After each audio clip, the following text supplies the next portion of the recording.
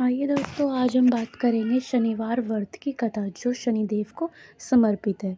एक समय सर्वलोक में सबसे बड़ा कौन के प्रश्न पर नवग्रह वाद विवाद हो गया। विवाद इतना बढ़ गया कि परस्पर भयंकर युद्ध की स्थिति बन गई। निर्णय के लिए सभी देवता देवराज इंद्र के पास पहुंचे और बोले, हे देवराज, आपका निर्णय करना होगा कि हम में से सबसे बड़ा कौन है। देवताओं का प्रश्न सुनकर देवराज इंद्र उलझन में पड़ गए। इंद्र बोले, मैं इस प्रश्न का उत्तर देने में असमर्थ हूँ। हम सभी पृथ्वीलोक से उज्जैनियों नगरी के राजा विक्रमादित्य के पास चलते हैं। देवराज इंद्र सहित सभी ग्रह देवता उज्जैनी नगरी पहुंचे। महल में पहुंचकर जब देवताओं ने उनसे अपना प्रश्न पूछा तो राजा विक्रमादित्य भी कुछ देर के लिए परेशान हो उठे। और क्योंकि सभी देवता अपनी अपनी शक्तियों के कारण महान थे, किसी को भी छोटा या बड़ा कह देने से उनके क्रोध को प्रकोप से भयंकर हानि पहुंच सकती थी। अचानक राजा विक्रमादित्य को एक उपाय सूझा और उन्होंने विभिन्न धातुओं स्वर्ण, रजत, कांसा, तांबा, सीसा, रंगा, जस्ता, अब लोहा, नव आसन बनवाए। धातुओं के गुणों के अनुसार सभी आसनों को एक दूसरे के पीछे रखवाकर उन्हें देवताओं के बैठाने के बाद राजा विक्रमादित्य ने कहा, आपका निर्णय तो स्वयं हो गया। जो सबसे पहले सिंहासन पर विराजमान है वही सबसे बड़ा है।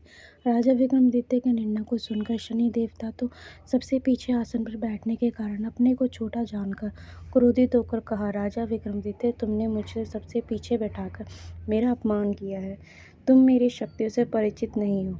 मैं तुम्हारा सर्वनाश कर दूंगा। शनि ने कहा, सूर्य एक राशि पर 1 महीना, चंद्रमा 2.25 महीने, मंगल 1.5 महीना, बुध और शुक्र 1 महीना और बृहस्पति 13 महीने रहते हैं। लेकिन मैं किसी राशि पर 7.5 वर्ष यानी 7.5 तक रहूंगा। बड़े बड़े देवताओं को मैंने अपने प्रकोप से पीड़ित किया। राम को 7.5 के कारण वहीं वनवान में जाकर रहना पड़ा और रावण को 7.5 के कारण ही युद्ध में मृत्यु का शिकार करना पड़ा। राजा, अब तुम भी मेरे प्रकोप से नहीं बच सकोगे। इसके बाद अन्य ग्रहों के देवताओं तो प्रसन्नता के साथ चले गए, परंतु शनिदेव बड़े क्रोध के साथ वहां से विदा हुए। राजा विक्रमादित्य पहले की तरह ही न्याय करते रहे। उनके राज्य में सभी स्त्री पुरुष बहुत आनंद से जीवन यापन कर रहे थे। कुछ दिन ऐसे ही बीत गए। उधर शनिदेव अपने अपमान को भूले नहीं थे। विक्रमादित्य ने बदला लेने के लिए एक दिन शनिदेव ने घोड़े के व्यापारी के रूप में धारण किया अपने आप को और बहुत से घोड़ों को जानकर उज्जैनी नगरी पहुंचे। राजा विक्रमादित्य ने राजा के किसी घोड़े के व्यापारी के आने का समाचार सुना तो वे अश्वपाल को कुछ घोड़े खरीदने के लिए भेजे। घोड़े बहुत कीमती थे। अश्वपाल ने जब वापस लौटकर इस संबंध में बताया तो राजा विक्रमादित्य ने स्वयं आकर एक सुंदर से शक्तिशाली घोड़े को प्रसन्न किया। घोड़े की चाल देखने के लिए राजा उस घोड़े पर सवार हुए तो वह घोड़ा बिजली की गति से दौड़ पड़ा। तेजी से दौड़कर राजा को दूर एक जंगल में ले गया। फिर राजा वहां गिरकर जंगल में कहीं गायब हो गए। राजा अपने नगर को लौटने के लिए जंगल में भटकने लगा, लेकिन उन्हें लौटने का कोई रास्ता नहीं मिला। राजा को भूख प्यास लग आई।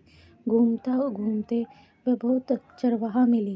राजा ने चरवाहों को देखकर उनसे पानी मांगा। पानी पीकर राजा ने उस चरवाहे को अपनी अंगूठी दे दी। फिर उनसे रास्ता पूछकर वह जंगल से निकलकर पास के नगर में पहुंचे। राजा ने एक सेठ की दुकान पर बैठकर कुछ देर आराम किया। उस सेठ ने राजा से बातचीत की तो राजा ने उन्हें बताया कि मैं उज्जैनी नगरी से आया हूँ। राजा के कुछ देर दुकान पर बैठने से सेठ जी की बहुत बिक्री हुई।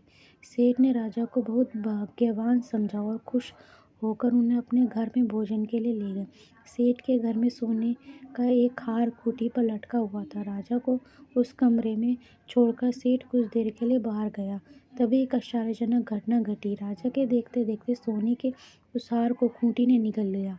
सेठ ने कमरे में लौटकर हार को गायब देखा तो चोरी के संदेह में राजा पर ही किया, क्योंकि वह कमरे में राजा ही अकेला बैठा था। सेठ ने अपने नौकरों से कहा कि एक परदेसी को रस्सियों से बांधकर नगर के राजा के पास ले चलो।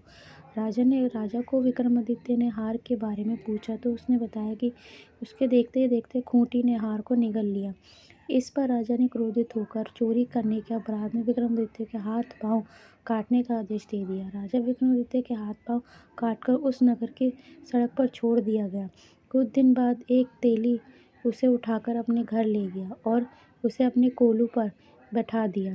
राजा आवाज देकर बोला, बैलों को हकाता रहता है। इस तरह तेली का बेल चलता रहा और राजा को भोजन मिलता रहा। शनि के प्रकोप के 7.5 पूरे होने पर वर्ष ऋतु प्रारंभ हुई। राजा विक्रमादित्य एक रात मेघा महल गा रहा था कि तभी नगर के राजा की लड़की राजकुमारी मोहिनी रथ पर सवार उस तेली के घर के पास से गुजरी। उसने मेघा महल सुना तो उसे बहुत अच्छा लगा और दासी को भेजकर गाने वाले को बुलाने को कहा। दासी ने लौटकर राजकुमारी को अपंग राजा के बारे में सब कुछ बता दिया। राजकुमारी उसके मेघा मल्हार से बहुत मोहित हुई। अंत में उसने सब कुछ जानकर ही अपंग राजा से विवाह करने का निश्चय कर लिया। राजकुमारी ने अपने माता पिता से जब ये बात कही तो वह हैरान रह गए। रानी ने मोहिनी को समझाया, बेटी तेरे भाग्य में तो किसी राजा की रानी होना लिखा है, फिर तू उस अपंग से विवाह करके अपने पाँव पर कुल्हाड़ी क्यों मार रही है। राजकुमारी ने अपनी जिद नहीं छोड़ी। अपनी जिद पूरी करने के लिए उसने भोजन करना छोड़ दिया और प्राण त्यागने के लिए निश्चय कर लिया। आखिरकार राजा रानी ने विवश होकर अपंग विक्रमादित्य को राजकुमारी का विवाह करना पड़ा। विवाह के बाद राजा विक्रमादित्य और राजकुमारी तेली के घर में रहने लगे। उसी रात स्वप्न में शनिदेव ने राजा से कहा, राजा तुमने मेरे प्रकोप देख लिया। मैंने तुम्हारे लिए अपमान किया था। राजा ने शनिदेव से क्षमा मांगने को कहा तो प्रार्थना की, हे शनिदेव, आपने जितना दुख मुझे दिया अन्य किसी को न देना। शनिदेव ने कुछ सोचकर कहा, राजा मैं तुम्हारी प्रार्थना स्वीकार करता हूँ।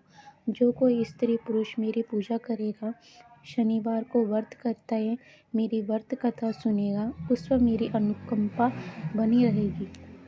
प्रातःकाल राजा विक्रमादित्य की नींद खुली तो अपने हाथ पांव देखकर राजा को बहुत खुशी हुई। उसने मन ही मन शनिदेव को प्रणाम किया और राजकुमारी भी राजा के हाथ पर सही सलामत देखकर आश्चर्य में डूब गई। तब राजा विक्रमादित्य ने अपने परिचय देते हुए शनिदेव के प्रकोप की सारी कहानी सुनाई।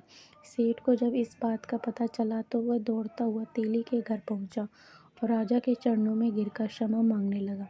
राजा ने उसे क्षमा कर दिया क्योंकि वह सब शनिदेव के प्रकोप के कारण हुआ था।